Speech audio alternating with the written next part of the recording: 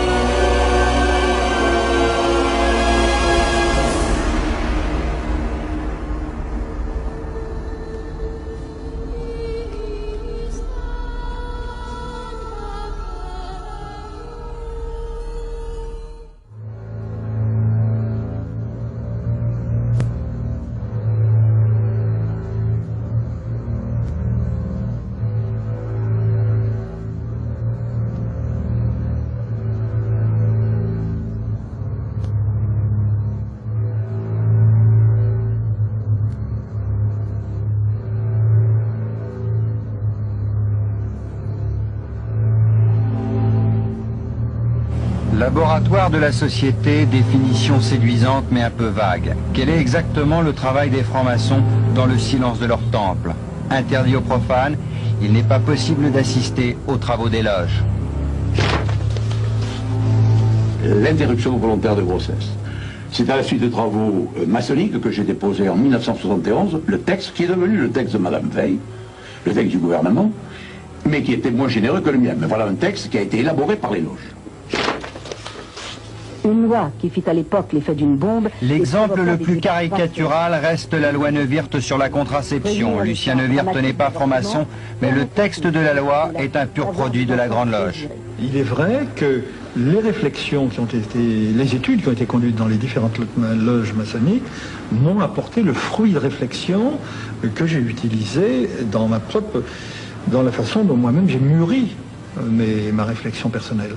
Vous savez, la loge est ce que j'ai appelé depuis fort longtemps le laboratoire de la société. Si bien que la contraception, l'accouchement sans douleur, pour ne citer que cela, ont fait l'objet d'études, mais bien avant que le législateur français ne s'empare de ce problème. Le jour où le législateur français s'en est emparé, c'est qu'il existait déjà une pression de la rue, si je puis dire.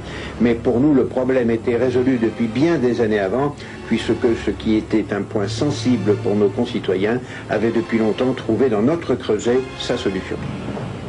Est-ce qu'il y a aujourd'hui ce qu'on pourrait appeler un vote maçonnique? Ce que je pense, c'est qu'il y a un certain nombre de parlementaires qui orientent leur vote, non pas en fonction de consignes, il n'y a jamais eu de consigne de vote depuis la guerre, jamais de consigne de vote de la part de la franc-maçonnerie, mais orientent leur vote en fonction de ce que nous appelons un certain nombre de vérités, c'est-à-dire un certain nombre de choses que nous croyons, les principes de la démocratie, la lutte contre Vichy, un certain nombre de principes qui font qu'un franc-maçon, spontanément, si c'est véritablement un maçon, c'est qu'il ne peut pas voter d'une certaine manière, qu'il doit voter en son âme et conscience pour justement défendre ces valeurs qui sont au fond ces valeurs de la République.